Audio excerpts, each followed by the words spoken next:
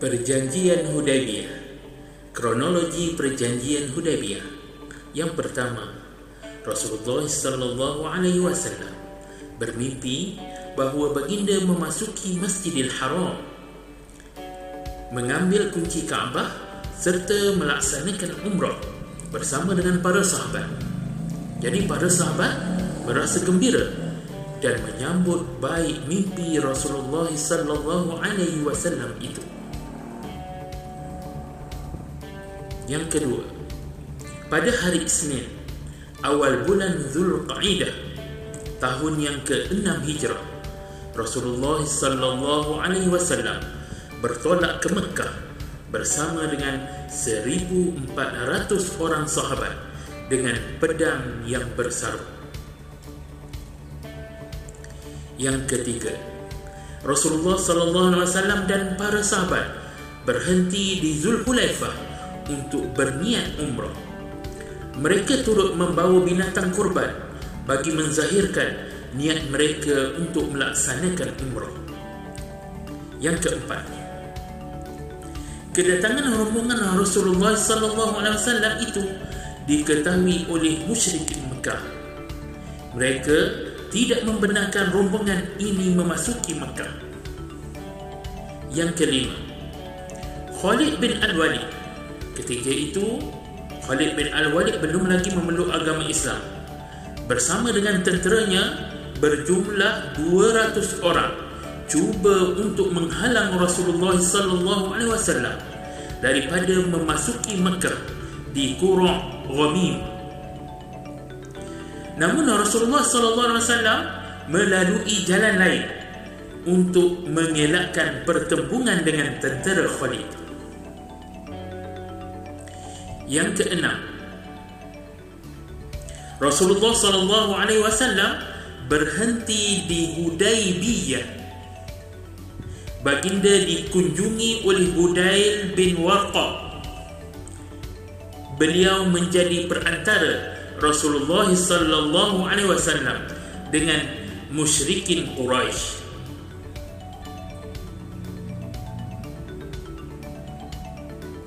Yang ketujuh, musyrikin Quraisy memutuskan Al-Hulais bin Al-Qamah diikuti dengan Urwah bin Mas'ud menemui Rasulullah SAW bagi memastikan niat sebenar rombongan itu.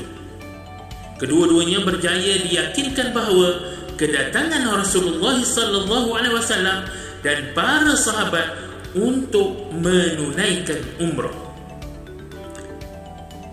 Yang ke-8, Rasulullah SAW mengutus Uthman bin Affan radhiyallahu anhu menemui musyrikin Mekah untuk menerangkan tujuan kedatangan mereka. Uthman bin Affan radhiyallahu anhu ditahan beberapa ketika sehingga tersebar berita tentang kematian Sayyidina Uthman bin Affan radhiyallahu anhu.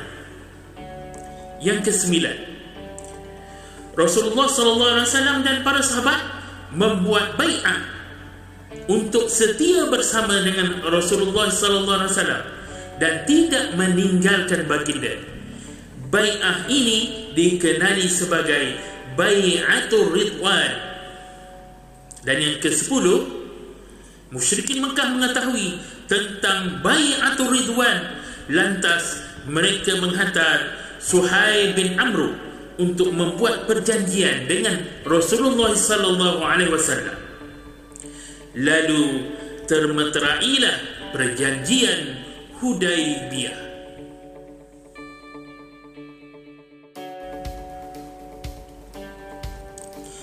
Isi kandungan perjanjian Hudaibiyah. Antara isi kandungan perjanjian Hudaibiyah termasuklah yang pertama, Rasulullah SAW dan para sahabat tidak boleh memasuki Mekah pada tahun itu, iaitu tahun ke-6 Hijrah.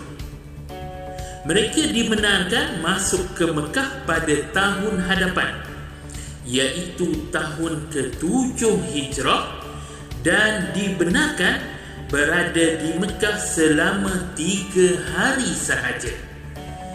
Mereka tidak boleh membawa senjata kecuali pedang bersarung. Orang Quraisy tidak boleh mengganggu mereka.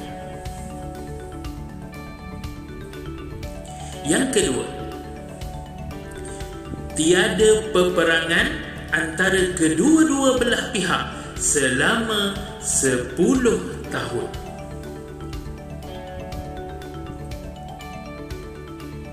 Yang ketiga,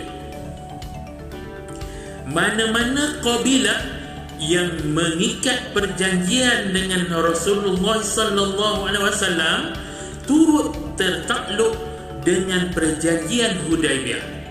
Mana-mana kabilah yang mengikat perjanjian dengan musyrikin Mekah, mereka juga terikat dengan perjanjian Hudaibiyah.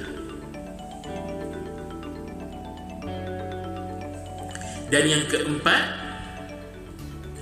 orang-orang Mekah yang lari ke Madinah perlu dikembalikan ke Mekah.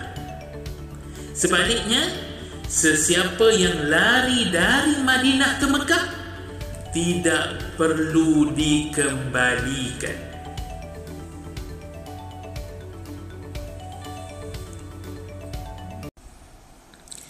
Hikmah perjanjian Hudaibiyah. Yang pertama, perkembangan dakwah Islam. Musyrikin Mekah tidak lagi mengganggu usaha dakwah Rasulullah sallallahu alaihi wasallam. Itu yang pertama. Yang kedua, ramai orang Arab memeluk Islam secara terang-terangan, seperti Khalid bin Al-Walid dan lain-lain lagi.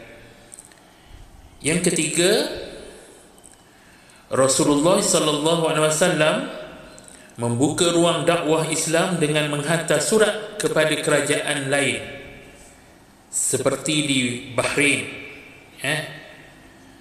Itulah di antara hikmah perjanjian Hudaibiyah, perkembangan dakwah Islam. Yang kedua, dari segi perkembangan politik Islam.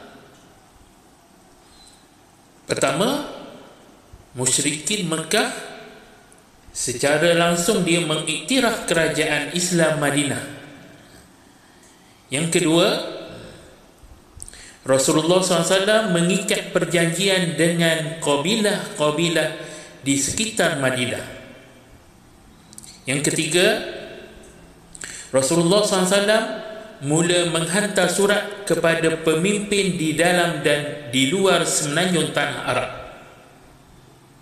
Yang keempat, Rasulullah SAW menumpukan perhatian kepada Yahudi di Khaybar. Perkembangan ketenteraan Islam pula. Yang pertama, kekuatan ketenteraan Islam bertambah dari 3,000 orang kepada 10,000 orang.